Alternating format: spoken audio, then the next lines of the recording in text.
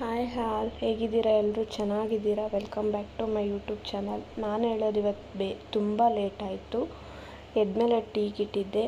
ಹಾಗೆ ಸನಿ ನೋಡಿ ಅವನು ಈಗ ತಾನೇ ಎದ್ದು ಟಿ ವಿ ನೋಡ್ಕೊತ ಕುಂತ್ಕೊಂಡಿದ್ದಾನೆ.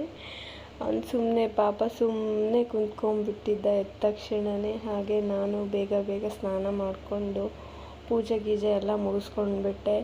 ನೆಕ್ಸ್ಟ್ ಎಲ್ಲ ಅಡುಗೆ ಎಲ್ಲ ಮಾಡೋಕ್ಕೆ ಬೇಗನೆ ಆಗುತ್ತೆ ಅಂದ್ಕೊಂಡು ನಾನು ಅಡುಗೆಗೆ ಅಜ್ಜಿ ಉಪವಾಸ ಟಿಫಿನ್ ಎಲ್ಲ ಮಾಡೋಕ್ಕೆ ಒಲ್ಲ ಅಂದರು. ಹಾಗಾಗಿ ಡೈರೆಕ್ಟ್ ಅಡುಗೆ ಮಾಡೋಣ ಅಂತ ಟೊಮೊಟೊ ಪಲ್ಯ ಮಾಡ್ಕೊತಿದ್ದೆ.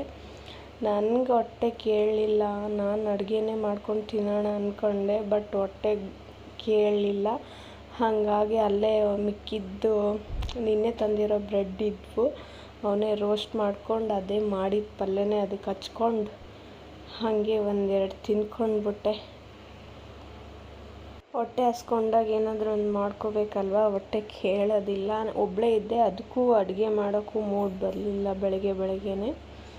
ಹಾಗಾಗಿ ಯಾವುದೋ ಒಂದು ಪಿಜ್ಜಾ ಚೀಸ್ ಇತ್ತು, ಅದನ್ನು ಹಾಕ್ಕೊಂಡು ಏನೇನೋ ಮಾಡ್ಕೊಂಡು ಕಡೆಗೂ ಒಂದು ಬ್ರೇಕ್ಫಾಸ್ಟ್ ಮಾಡ್ಕೊಂಡು ತಿಂದೆ. ನನಗೂ ಕೂಡ ಬೆಳಗ್ಗೆನೇ ಗಂಜಿ ಮಾಡಿ ತಿನ್ನಿಸ್ಬಿಟ್ಟಿದ್ದೆ ಅವನಿಗೆ.